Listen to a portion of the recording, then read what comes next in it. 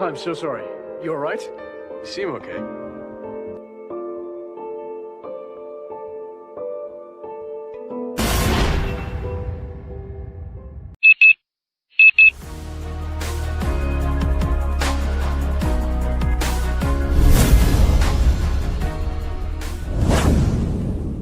Halo sahabat, bagaimana keadaan kalian hari ini? Semoga sehat selalu.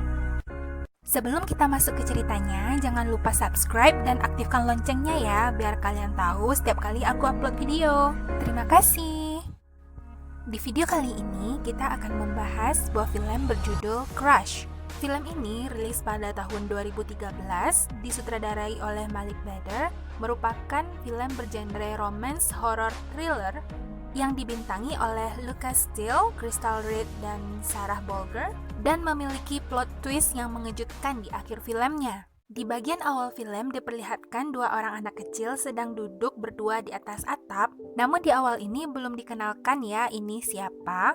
Gadis kecil ini melihat teman lelakinya tersenyum, dan ia penasaran lalu menanyakan kenapa. Anak laki-laki ini awalnya tidak ingin memberitahu, namun karena dipaksa akhirnya ia mengatakannya bahwa ia mencium seorang gadis yang ia sukai. Mendengar jawaban itu sangat mengejutkan bagi gadis kecil ini, karena sepertinya gadis kecil ini menyukai lelaki tersebut. Dia yang marah dan kecewa lalu mendorong anak laki-laki itu hingga ia hampir jatuh.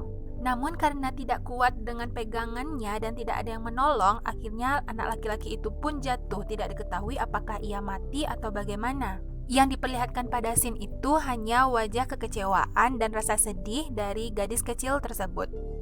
Film pun beralih ke masa sekarang.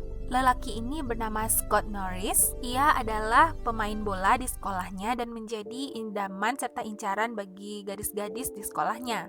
Termasuk fans beratnya yang menyukainya, ya ini nih seorang cewek yang lagi bikin-bikin love di fotonya Scott ini. Nanti kalian akan melihat gadis ini namanya Bess. Ia ngefans banget sama Scott, tetapi tidak pernah mempunyai keberanian untuk berbicara. Scott memiliki teman dekat, ya sepertinya mereka ini TTM. Mereka sangat dekat seperti saling suka, tetapi mereka tidak berstatus pacaran.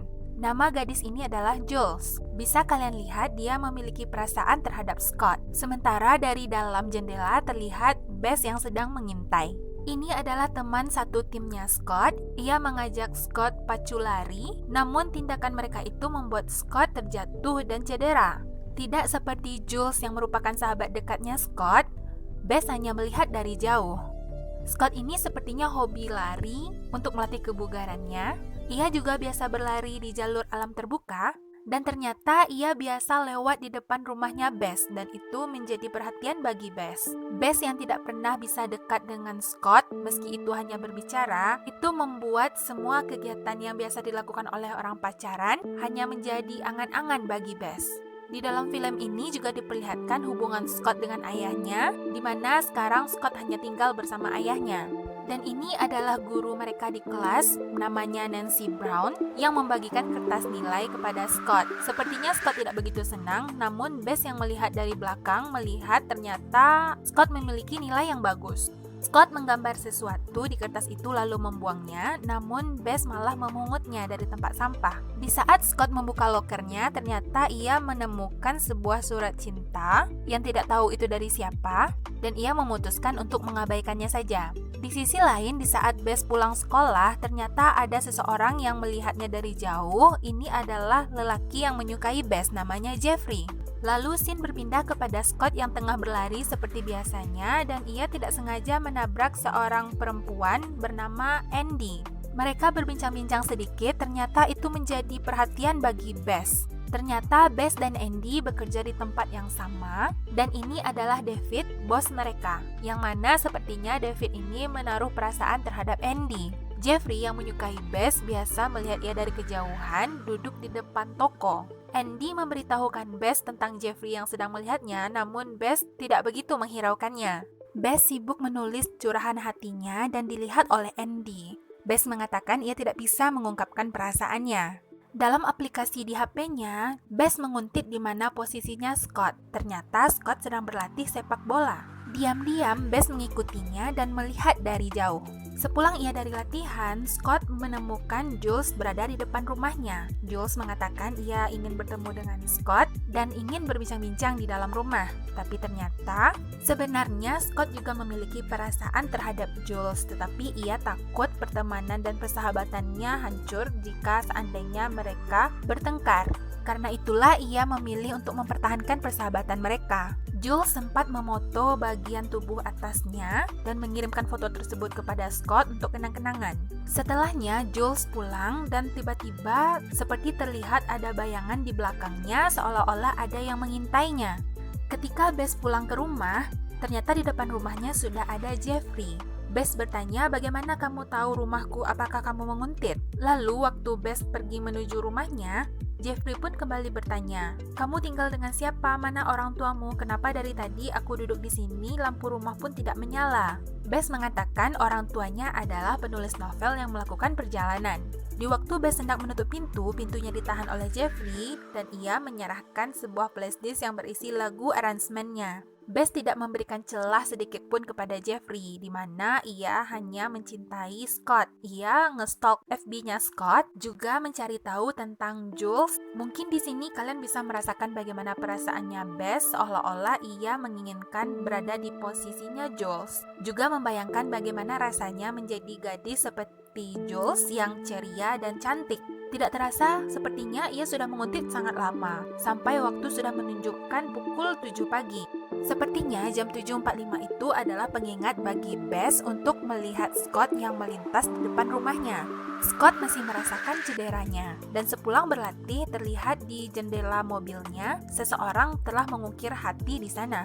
Dan ini adalah teman satu timnya Scott yang mengajak Scott pacu lari dan membuat kakinya cedera. Ternyata di sini ia mendapatkan balasannya, namun tidak diperlihatkan siapa pelakunya. Apa kalian bisa menebak? Scott kembali melihat surat cinta dari penggemar rahasianya yang mencantumkan tempat dan waktu ia ingin bertemu. Dan di situ sudah ada Bess. Memang sepertinya surat itu dari Bess. Bess mengenakan pakaian seperti pakaian Jules yang ia lihat di Facebooknya. Waktu sudah larut, namun Bess melihat seseorang datang, tapi sepertinya ia tidak memiliki keberanian. Ia membenamkan dirinya ke dalam kolam, lalu setelah itu ia memutuskan untuk membakar pakaian tersebut. Keesokan harinya ketika Scott melakukan lari pagi seperti biasa, ia tidak sengaja bertabrak dengan Bess yang sedang membawa sepeda. Di sanalah pertama kali Bess merasa sedekat itu dengan Scott. Di sana juga ia pertama kali berbicara dengannya secara langsung. Saking tidak terlihatnya Bess dalam kehidupan Scott, Scott tidak mengetahui bahwa Bess adalah teman sekelasnya. Sekedar basa-basi, Scott sempat menanyakan apa musik yang didengar oleh Bess. Lalu ketika Scott hendak pergi, Bess juga menanyakan sebaliknya apa musik yang didengar oleh Scott. Saat ia mendengarkan headsetnya Scott, itulah di mana Bess mengalami titik paling dekat dengan Scott. Bess yang menyukai Scott hanya bisa melihatnya dari kejauhan dan mengumpulkan artikel-artikel kemenangan sepak bola Scott. Juga menyukai setiap postingan Scott di Facebook. Terkadang Bess juga bergaya di depan cermin seolah-olah ia berbicara dengan Scott. Di scene ini, Bess sudah berdandan cantik. Ia bertemu dengan Scott di depan bioskop hitam putih. Di sini terlihat kedekatan antara mereka, namun ternyata itu hanyalah hayalan Bess. Yang sebenarnya di dunia nyata yang berada di depan bioskop hitam putih itu yang bertemu adalah Scott dan Jules. Setelah menonton, mereka pun berpisah dan Scott pulang ke rumah. Ternyata di dalam rumah Scott sudah ada seseorang yang memata-matainya. Sepertinya orang ini bersembunyi di dalam lemarinya Scott dan memperhatikannya sampai ia tertidur. Keesokan harinya, Jeffrey kembali lagi mencoba untuk mendekati Bess dan mengajaknya makan siang. Di sini, Jeffrey berusaha untuk lebih dekat dan mencium Bess, namun ia langsung ditolak oleh Bess. Jeffrey mengatakan, "Semua orang menganggap kamu aneh, hanya aku yang menganggap kamu berbeda." Namun, Bess tetap kukuh dengan hatinya, ia berhak dengan perasaannya sendiri. Di sisi lain, di rumahnya Jules, ketika ia membuka jendela, ia menemukan sesuatu yang mengejutkan. Di jendelanya tertulis, "He's mine," yang berarti dia adalah milikku. Ya mungkin dia yang dimaksud tertuju kepada Scott. Scott yang diberitahu tentang hal ini malah tidak percaya dan mengatakan mungkin saja Jules yang menulisnya sendiri. Padahal sebenarnya dalam hal ini Jules merasa sedikit ketakutan karena ia seperti diteror, hingga akhirnya ini membuat Jules marah dan kesal. Di sebuah kafe, Scott bertemu dengan gurunya Miss Brown, namun Miss Brown menyuruhnya untuk memanggilnya Nancy karena mereka tidak berada di dalam kelas. Gurunya ini mengatakan pada Scott bahwa ia sering memperhatikan Scott lewat depan rumahnya di saat Scott berlari pagi. Di sini Nancy terlihat sepertinya agak sedikit menggoda Scott dan menitipkan nomor teleponnya. Bess yang ternyata juga berada di kafe itu lalu menyapa Scott dan menyanyikan, "Apakah kamu akan menelpon Miss Brown tersebut? Kan aku juga melihatmu berlari di depan rumahku." Scott tidak menjawabnya, namun malah bertanya yang lain. Ia bertanya, "Akhir-akhir ini aku mendapatkan surat rahasia, apakah itu darimu?" Dan Scott menegaskan, "Jangan lagi memberikan surat seperti itu dan jauhlah dari temanku." Bess yang mengagumi kemampuan Scott, ia malah memperlihatkan gambar yang pernah dibikin Scott yang dia buang ke dalam tong sampah. Scott yang melihat itu tentunya sangat terkejut dan ia merasa ia benar-benar telah dikuntit selama ini dan ia menegaskan kepada Bess untuk menjauh darinya dan teman-temannya. Kejadian ini didengar dan disaksikan oleh teman-temannya Bess dan Bess sangat bersedih karena akhirnya Scott mengetahui semuanya. Malam harinya, Jules mendengar ada yang mengetuk jendelanya. Ia melihat keluar, ternyata di luar sudah ada Scott. Scott mengungkapkan permohonan maafnya dan diterima oleh Jules. Sementara Bess yang kesal terhadap dirinya sendiri yang tidak bisa memendam rahasia dan perasaannya malah marah terhadap dirinya di depan cermin. Suatu pagi, guru mereka yang bernama Miss Brown, ia melihat-lihat sekitar apakah mungkin ia akan bertemu dengan Scott saat berlari pagi. Ia pun melintasi jalur lari yang biasa dilewati oleh Scott, lalu tiba-tiba ada seseorang yang menyerangnya yang membuatnya berguling sampai ke dasar jurang, dan itu membuatnya koma. Malam harinya terlihat Andy dan bosnya David yang berbicara berdua dan itu dilihat oleh Bess. Ternyata mereka saling menyukai. Sementara itu Scott yang sedang berolahraga merasakan ada seseorang yang menguntitnya. Ternyata benar waktu ia melihatnya orang itu sudah berlari pergi dan Scott tidak mengetahui itu siapa. Keesokan harinya ketika Scott sedang berlatih berenang, ia mengecek HP-nya lalu ia melanjutkan latihan renang namun ternyata ada seseorang yang dari jauh menguntitnya. Dan orang itu mengambil HP-nya Scott, mengutak-ngatiknya dan melemparkannya ke dasar kolam. Scott yang keluar dari kolam dan melihat HP-nya tidak ada, ternyata ia menemukan HP-nya di dasar kolam. Scott yang tidak bisa berkomunikasi karena HP-nya kemasukan air dan tidak bisa dihidupkan, ia membuka laptop untuk mengecek pesan. Betapa terkejutnya Scott ketika ia melihat banyak pesan masuk, di mana pesan masuk itu sebenarnya adalah balasan dari pesan yang ia kirimkan. Terlihat dari sana seolah-olah Scott sudah menyebarkan pesan ke 796 orang, di mana pesan itu berisikan foto Jules yang tidak memakai baju. Scott yang takut membuat Jules salah paham langsung menemui Jules, namun Jules tidak mau membukakan pintunya. Jules terlalu bersedih karena foto tanpa busananya sudah dilihat oleh banyak orang. Scott yang putus asa lalu malah pergi menemui Bess dan menuduh bahwa Bess lah pelaku dari tersebarnya foto tersebut. Ia memaki-maki Bess dan Bess tidak bisa begitu banyak melawan, namun setelahnya Jeffrey membela Bess. Scott yang emosi lalu meninju Jeffrey dan itu membuat Bess marah dan mengusir Scott dari tempat itu. Di waktu hendak pulang, Bess mengatakan kepada Andy bahwa Andy bisa melakukannya dengan sangat mudah. Andy menanyakan, "Apa maksudmu?" Bess menjawab malam itu ia melihat Andy dan bosnya, dan ia turut bahagia dengan hubungan mereka. Scene selanjutnya terlihat ayah Scott berpamitan untuk pergi ke luar kota beberapa hari, sementara Bess yang stres karena ia sudah kehilangan cintanya, membenamkan wajahnya ke dalam bathtub dan semua yang ia bayangkan hanyalah Scott. Namun akhirnya ia tersadar bahwa Scott hanya dekat dengan Jules. Sementara itu pada malam harinya, Jules yang hendak pergi ke pesta temannya dihalangi oleh Scott karena Scott tidak ingin Jules menjadi pandangan buruk bagi teman-temannya di pesta malam itu. Namun Jules tidak mengindahkannya dan tetap pergi. Di tempat pesta temannya itu, Jules pergi ke kamar mandi dan menangis. Lalu tiba-tiba di belakangnya ada Bess. Bess hendak mengeluarkan sesuatu dari dalam tasnya dan itu membuat Jules takut, tapi ternyata Bess mengeluarkan tisu. Jules telah salah sangka dan ia pun berterima kasih. Bess mengusap air mata Jules dan berusaha untuk menghiburnya. Dan dari situlah Jules merasa telah dihibur dan berterima kasih lagi kepada Bess. Jules yang sedikit mabuk memutuskan untuk beristirahat di rumah itu. Lalu tanpa ia ketahui, ada orang yang masuk dan berusaha untuk membunuhnya.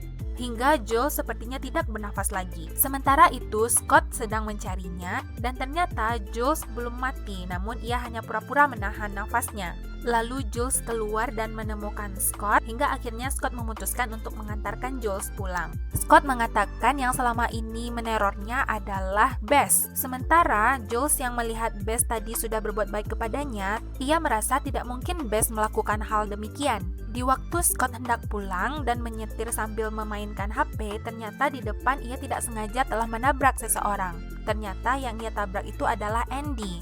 Kaki Andy mengeluarkan darah yang banyak dan Scott menawarkan untuk mengantarkannya pulang. Scott juga menawarkan untuk mengantarkan Andy ke rumah sakit, namun Andy menolaknya. Tetapi setelah itu Andy mengatakan bahwa ia memiliki kotak P3K. Dengan senang hati Scott pun berusaha untuk mengobati luka kakinya. Di scene itu Andy terlihat sakit namun juga terlihat senang melihat Scott ada di depannya. Diam-diam ternyata ia mengagumi sosok Scott. Andy lalu memukul Scott sampai ia pingsan. Dan dari sinilah baru terbongkar bahwa sebenarnya dari awal yang telah menguntit Scott adalah Andy. Ia memalsukan lukanya ketika ditabrak oleh mobil Scott. Andy juga merekayasa momen ketika ia tertabrak di waktu Scott berlari, dan ia jugalah yang telah mendorong Nancy ke dasar jurang. Andy juga membalaskan sakit hatinya kepada teman Scott yang sudah membuat kakinya cedera. Ia juga yang sudah menguntit sampai ke rumahnya dan bersembunyi di dalam lemari. Andy yang telah melemparkan HP Scott ke dasar kolam, dan ia jugalah yang telah menyebarkan foto Jules tanpa busana. Andy yang telah menuliskan pesan teror di jendela kamarnya Jules, serta dia jugalah yang berusaha membunuh Jules. Di sisi lain, Jeffrey yang berusaha kembali mendekati Bess. Terlihat di sana Bess sedikit terkejut karena melihat matanya Jeffrey yang bengkak karena ditinju oleh Scott. Di sana Jeffrey bertemu dengan ibunya Bess. Scott yang sudah terbangun mendapati dirinya berada di dalam sebuah ruangan. Di sana sudah ada Andy di sebelahnya, lalu ia menyerang Andy dan berusaha untuk naik ke atas. Kakinya lalu ditarik oleh Andy dan itu membuatnya berguling ke bawah. Lalu Andy meremukkan kakinya hingga patah. Terlihat Scott sangat kesakitan, lalu Andy memberikannya suntik penenang. Di sini terlihat ekspresinya Andy, sepertinya Andy tidak ingin menyakiti Scott. Andy terlihat menyayanginya, namun juga menyakitinya dalam waktu bersamaan. Sementara itu, sepertinya Bess juga sudah mulai membuka hatinya untuk Jeffrey. Keesokan harinya, Andy melakukan aktivitas seperti biasa. Ia ke toko dan bertemu dengan Bess. Berarti pada kejadian ini, Scott sebenarnya masih ada di rumah Andy dan berada di ruang bawah tanahnya. Dan Andy keluar rumah seolah-olah tidak terjadi apa-apa.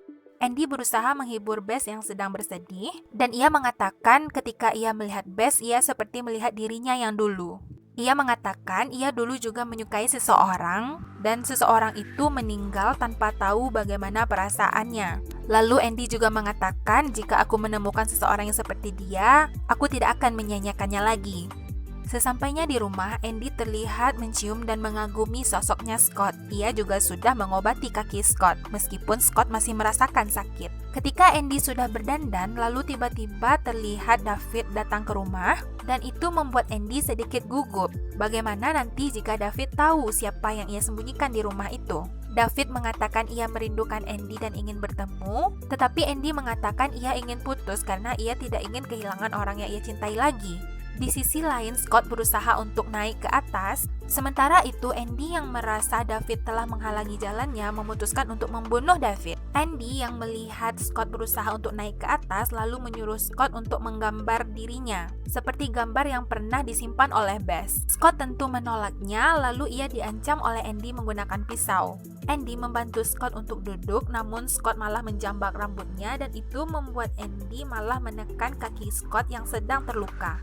Andy kembali menyuruh Scott untuk menggambarnya dan menjanjikan bahwa ia akan melepaskan Scott setelah menggambarnya. Bess yang berusaha untuk move on membakar semua artikel tentang Scott yang ia simpan. Ia juga menghapus Scott dari daftar temannya di Facebook. Bess yang waktu itu membutuhkan teman untuk curhat memutuskan untuk pergi ke rumahnya Andy, lalu ia diikuti oleh Jeffrey. Di tempat Andy menyekap Scott, ternyata Scott sudah selesai menggambar sketsa Andy. Andy melihat sketsa itu sangat bagus, namun ia tahu setelah sketsa itu selesai, berarti itulah waktu ia harus melepaskan Scott. Karena ia tidak ingin melepaskan Scott, ia memutuskan untuk merobek sketsa tersebut, lalu menyuruh Scott untuk menggambarnya kembali. Dengan begitu, Scott akan tetap berada di sisinya. Scott yang tidak terima lalu menancapkan pensil tersebut ke pahanya Andy dan memukulkan kepala Andy hingga ia pingsan. Sementara itu, di depan rumah Andy, Bess sudah datang dan ia menemukan ceceran darah. Ia lalu tiba-tiba melihat Scott yang sedang merangkak dan berusaha untuk menolongnya.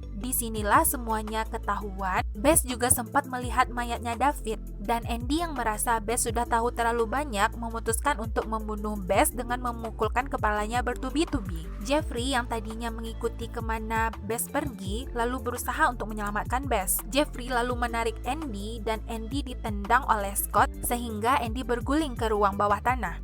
Di scene selanjutnya, terlihat bahwa Bess sudah mulai sangat membuka hatinya terhadap Jeffrey. Scott yang kakinya cedera akhirnya memutuskan untuk melanjutkan sekolahnya ke sekolah seni. Dan sepertinya hubungannya dengan Jules juga menuju tahap selanjutnya. Sementara itu, Andy yang kini ditangani oleh fasilitas kejiwaan, ia juga menjalani pemeriksaan oleh pihak kepolisian. Disinilah terkuak bahwa Andy memiliki kelainan jiwa dan ia juga memiliki kepribadian yang sangat banyak. Ternyata di scene awal yang kita lihat tadi ketika ada dua orang anak kecil di atas atap dan ketika anak gadis itu mendorong anak laki-laki itu, ternyata yang gadis kecil itu adalah Andy waktu kecil. Secara tidak sengaja Andy telah membunuh anak laki-laki itu. Ini juga terbukti dari pembicaraan Andy dengan Bess pada scene-scene sebelumnya. Andy mengatakan bahwa orang yang ia sukai telah duluan mati sebelum tahu bagaimana perasaannya. Dan sebelumnya Andy juga mengatakan kepada Bess jika ia menemukan seseorang yang mirip dengan orang yang ia cintai, maka ia tidak akan menyia-nyiakannya. Nah, kalian lihat kan anak kecil yang berada di scene awal tadi, rambutnya mirip dengan rambut Scott. Mungkin karena itulah Andy terobsesi dengan Scott, karena Scott mengingatkannya akan cintanya masa kecil. Film ini cukup hebat dalam membentuk pola pikir dan menggiring opini kita, karena dari awal hingga mendekati akhir kita dibuat seolah-olah mengira Bess adalah tokoh jahat. Tetapi ternyata setelah aku nonton kedua dan ketiga kali, bisa dilihat detail-detailnya bahwa ternyata Andy memiliki detail-detail yang mencurigakan di beberapa scene. Dan inilah akhir dari video kita kali ini. Jika kalian suka dengan video dan channel ini, jangan lupa like dan subscribe-nya ya. Dan jangan lupa aktifkan loncengnya, jadi kalian bisa tahu setiap kali aku upload video. Sampai jumpa di video alur cerita berikutnya. Bye-bye!